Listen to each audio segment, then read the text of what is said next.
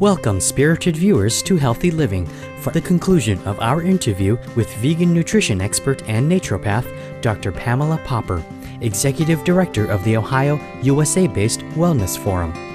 The Wellness Forum offers a diversity of services, including classes in diet and nutrition, personal health improvement programs, and employer health cost reduction plans. Dr. Popper serves as a model example of how to live a healthy lifestyle through veganism and is the author of several books, including Solving America's Healthcare Crisis and Dr. Pam Popper's Guide to Family Health and Wellness. She has appeared in several notable health-related documentaries, including Processed People, Making a Killing, and Forks Over Knives. Dr. Popper visits schools, companies, and a variety of groups to discuss the tremendous health benefits of plant-based nutrition. She is also an active member of the Physicians Committee for Responsible Medicine. This week, she will discuss children's dietary and health issues.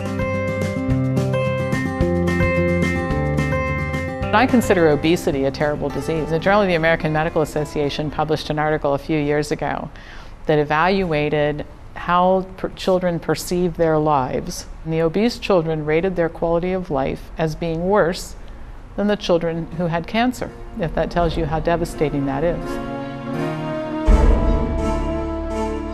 In the U.S., childhood obesity has tripled over the past 30 years, and 1/3 of children are overweight or obese.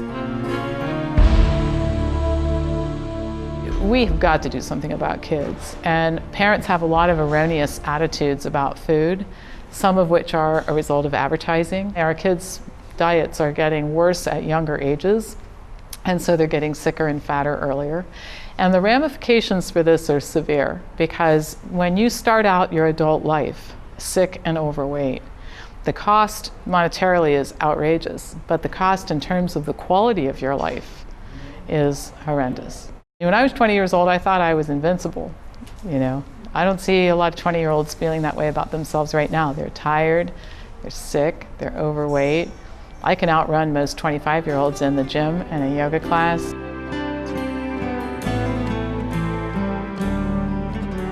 Dr. Popper is a firm believer that schools influence children's lives enormously.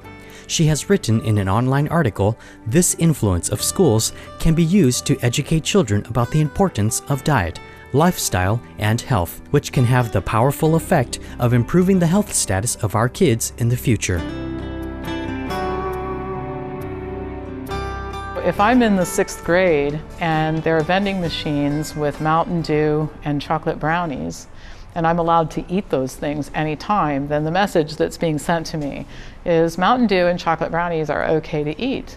And if I go to the cafeteria and there's cheese-laden pizza and French fries for lunch, I'm being taught that cheese, pizza, and French fries okay to have. So we really have to start looking at the way that we're approaching children about food and the examples that we're setting and the messages that we're sending.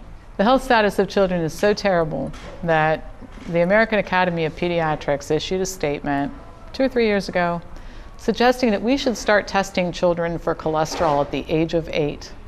I can't think of anything worse than doing blood tests for cholesterol on 8-year-olds and prescribing statin drugs. And unfortunately, parents don't understand, and the general population doesn't understand, that if you eat French fries and cheeseburgers, you're going to end up with high cholesterol. So the health status of kids is terrible, and one of the reasons is the school food lunches and the other stuff that kids buy at school. The USDA operates a commodities program where excess food that shouldn't even be produced in the first place is bought up by the government and dumped into the school food program. So the kids get extra chicken nuggets and extra cheese and all the wrong foods. We're not buying up the excess broccoli and dumping it in the schools. We're buying up excess cheese and beef and meat and terrible foods. So it's very unfortunate that what our average child is consuming in school is some of the worst food that could possibly be served. And so it's no wonder that children at the age of 8 have high cholesterol, and we see high school students having heart attacks. A fast food meal for a child can be up to 1,000 calories. In order for an 8-year-old to exercise that away, the kid would have to get up in the morning, eat breakfast, and exercise until lunch. Eat lunch and exercise until dinner, and start all over again and exercise till bed. The Tipping Point by Canadian best-selling author Malcolm Gladwell says that little changes, when aggregated, can create a snowball effect. Social changes can become widespread very quickly after a critical mass is reached. Dr. Popper sees Mr. Gladwell's observations on transforming societies as applicable to the challenge of reversing the declining state of children and adult health in the U.S.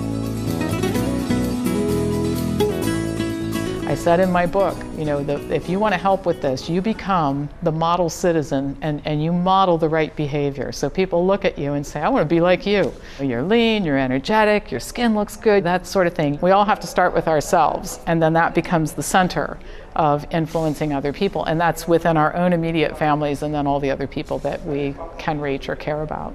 And there is a tipping point, and I don't know what it is in terms of numbers here, but at some point in time, this is going to catch on like wildfire.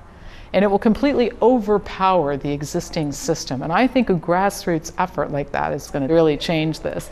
I'll continue to work on federal issues. I'll continue to testify in front of committees, because I think if you don't show up, it gives the other side a reason to say, well, we asked her opinion and she was too busy that morning. What's going to solve the problem is grassroots educational programming and getting the word out through media and other opportunities. I think if you take a look at what our problems are in this country, we have two big problems. One's financial, and the other is quality of life.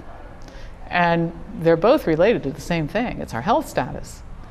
And it is really simple to fix the diet. People think that there's some high-tech solution or that this is all so unknown and mysterious. It's not unknown, it's not mysterious. We know exactly what the problem is. Now we just have to fix it. And the solution is very simple. It's very inexpensive. I tell people all the time, stop being a patient, start living your life. Forks Over Knives is an inspirational movie depicting the life journeys of people who started off with various chronic diseases and traveled the road to recovery and vitality. And the amazing fact about their stories is that they did it simply by replacing the animal-based foods in their diets with plant-based ones. Dr. Esselstyn makes this very poignant comment in Forks Over Knives. He says the greatest gift you can give to anybody is to show them that you don't have to suffer from all these conditions. It just doesn't have to happen. And if you are in trouble already, you can fix it. So the whole key is just getting the word out, getting the interest up, and then giving people the right tools. And there's an abundance of help out there. If enough people jump on board, we are going to see this whole thing shift. I'll change that when enough people jump on board. To me, it's not an if. I think it's imperative to tell kids about this. We underestimate children, and I'll tell you a great story. One of the very key people in my company came to work for me when her daughter was in the 2nd or 3rd grade, and her daughter went through the programming with her, became very familiar with all this stuff. And in days off from school, Kristen would come to work with her mom. One day, the school teacher in the 3rd grade says, "Who knows how to draw the food pyramid?" Kristen raised her hand, and she draws the Wellness Forum's food pyramid. There's no dairy. It's completely different configuration. And the teacher said, I don't think that's right. She said, well, it absolutely is right. And she said, well, there's no dairy. And Kristen tells her why dairy is bad for people. Kristen had taken up this discussion in the class about this new food pyramid. And the kids were really interested in asking a lot of questions. And we brought some healthy treats from the Wellness Forum kitchen so that the kids could eat some things that were well prepared, and they love the food. And so that's an example. We underestimate these kids and their ability to understand this. They're perfectly capable of understanding it.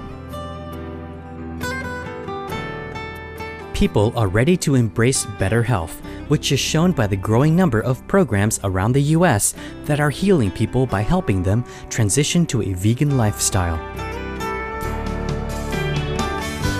The Wellness Forum's obviously done a great job. We've been in business for 15 years and we're a huge company. We have members in 33 countries, but we're certainly not the only ones. The McDougall program is astoundingly good, and I send people there. And then there's True North in Santa Rosa, which is the fasting facility, but they also have people come and stay there to learn how to eat a plant-based diet. It's not just all about fasting.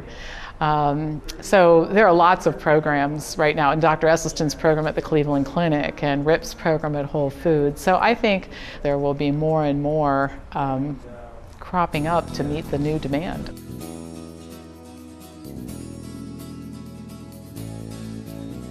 Dr. Pamela Popper, our appreciation for your sharing with us the manifold health benefits of a plant-based diet.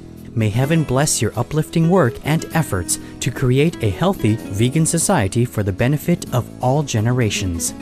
For more information on Dr. Pamela Popper, please visit www.wellnessforum.com. Dr. Popper's book, Solving America's Healthcare Crisis, is available at www.amazon.com. Thank you for watching this episode of Healthy Living. May we all enjoy long, active lives. For more details, please visit www.suprememastertv.com/HL.